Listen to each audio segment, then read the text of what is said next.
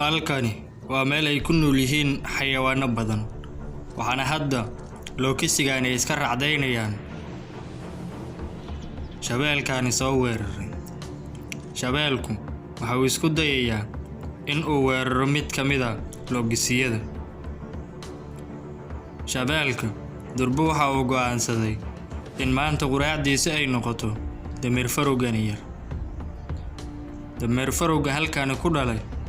waxa uu isku dayayaa in duur joogta halkani joogta ee ugaarsata uu ka badbaadiyo dhashiisa yar tani waa dameer farowda yar ee halkani hooyadeed ku dhashay libaaxani waxa uu doonayaa in uu dhashan yar oo maanta uu ku quraacdo durba waxa uu go'aansaday in dameer farowdan ay noqoto maanta quraacdiisa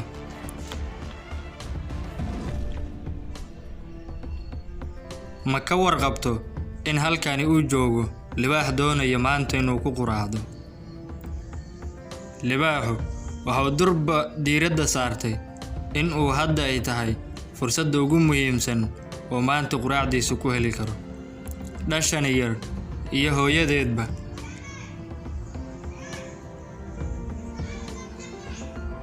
hadda waxa uu bilaabay ugaarsigiisa waxaana uu u ordayaa sidii uu u qaban lahaa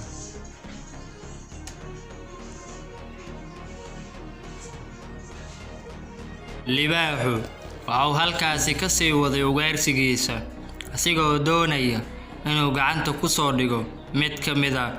dameer farowgan waxa uu durbaba ku bilaabay raacdo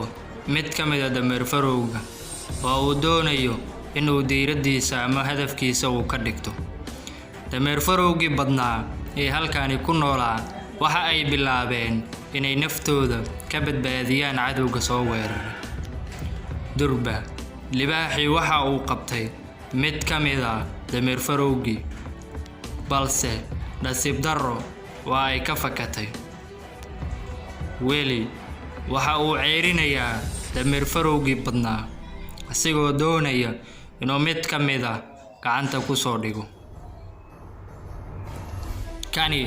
waa mid ka mid ah libaaxyada ugu orodka dheer ee duurjoogtani halkani kula nool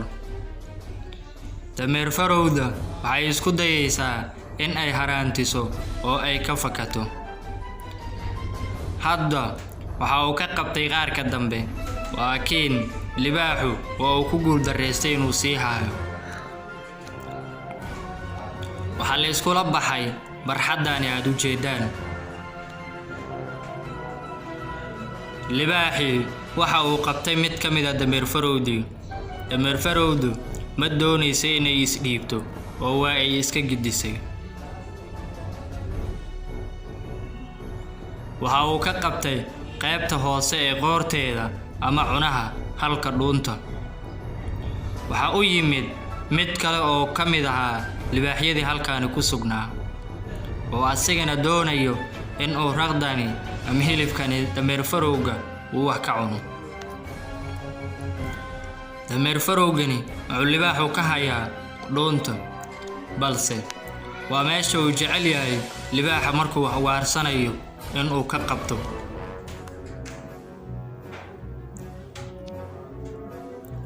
dameer farow kale ayaa u yimid oo doonaysa in ay saaxiibadeed halkani ka badbaadiso waxay isku dayaysaa in cadowga haysta saaxiibadeed ay halkani ay ka badbaadiso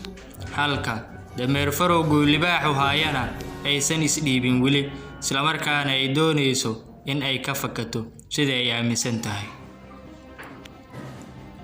dameer farowdii kale waa ay ku wareegaysaa ayadoo doonaysa inay saaxiibadeed halkani ka badbaadiso